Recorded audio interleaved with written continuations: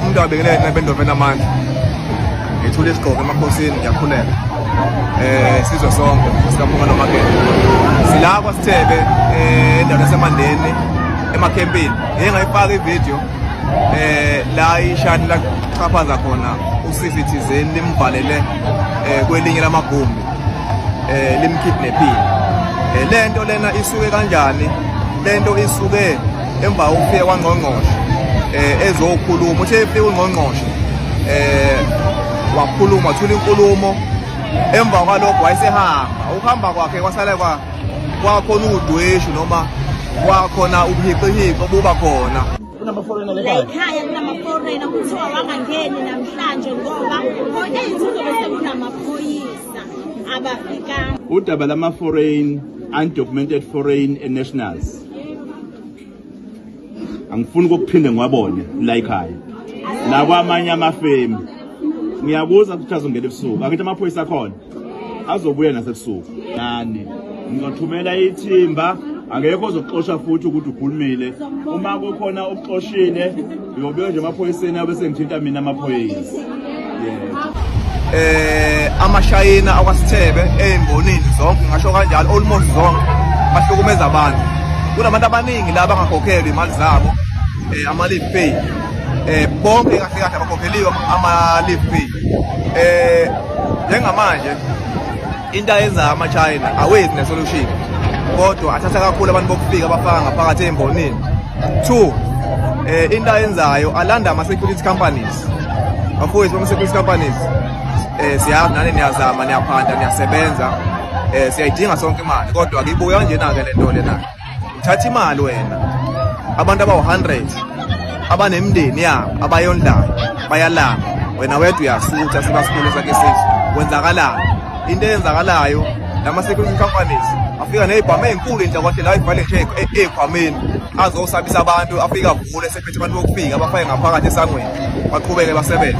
So njengamanje sila kwaSithebe sizoyimisa yonke leyo nto leyo sizothi bafowethu makwenzeka nixoxe niba nevumelwano namashayina ey'thinta imali ekuthenini nakhona nizongena ephaketheni kunini cabangelani bonke labantu abagcwele la abaxakekile nabo abonda imindeni yabo. So sizosithola istrategy ezizosisebenzisa ekugcineni kosuku yizo lethu leli izwe lobomkhulu leli uma uthi iShayina alifuni ukuhlangabezana nezidingo zethu sabantu alihambe ngcono alihambe losebenza kwenye indawo. Ngabezitha la inkinga esibhekene nayo iqale ngonyaka odlule lapho bekufike khona uMEC uMEC ke wabe sefika ezoqhatha abantu wafike wathi ucela wonke amafemu akhona la ngaphakathi akhiphe abantu bangaphandle. uMEC uThami Ntuli wathi ucela akhiphe abantu bangaphandle kulo mhlangano wakhe umama uLihle Ntuli okungomunye uLihle okungomunye wabantu abakhulumayo ukuthi bakhona abantu bokufika ube eseyithola eseyivictim yokuthi ahlukunyezwa ama-China ngaphakathi okulidele ukuthi bamkidnape for 4 hours engathola amanzi engayi kuyochama. Singena lapho-ke njengo-MK Labour Desk ukuthi sifike sizomrescuisha abasebenzi okuthe uma ngabe simthatha base bethatha isinqumo sokuthi ake bephume kanye naye ngoba engathi uyahlukumezeka. Okuthe uma ngabe bephuma abasebenzi umqashi ubese evala amagate wafaka inotice ethi usebaxoshile bonke labo basebenzi ngaphakathi.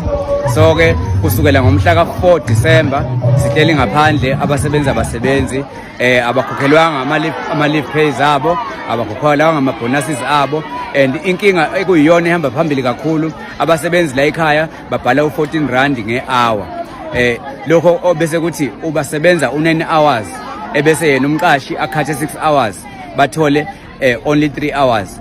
Lokho sekubuyisa ukuthi ke manje isibabuyisela back ukuthi la ekhaya kubhalwa u3 nge-hour mangabe usebenza khona kulesikhathi samanje lapho sithi khona umuntu omnyama ukhululekile. So ke thina siku-MK Labour Desk silisana nakho konke lokho.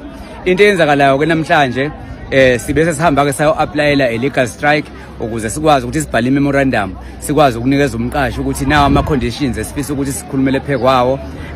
Njengamanje unqabileke umqashi ukuhlangana nathi kwafika u-SAPS kwanhlangana zimuka nomoya akafuni umqashi ukukhuluma so ke sesiphinde samphoqa futhi njengamanje ke indaba ezitha ukuthi akasebenzise ke manje ke inyunyana ngoba ikhona inyunyana noma ingameli abasebenzi bala ekhaya kodwa yona iyavumeleka ukuthi ingene ngaphakathi. Sesisebenzise leyo strategy ke manje ukuthi bangene ngaphakathi nabasebenzi ababili abazomela bonke laba bantu ukuthi bayo negotiate ukuthi phela umqashi buyisela bonke laba bantu abawu400 emsebenzini ngokungenambandela ukuze yonke into ihambe kahle.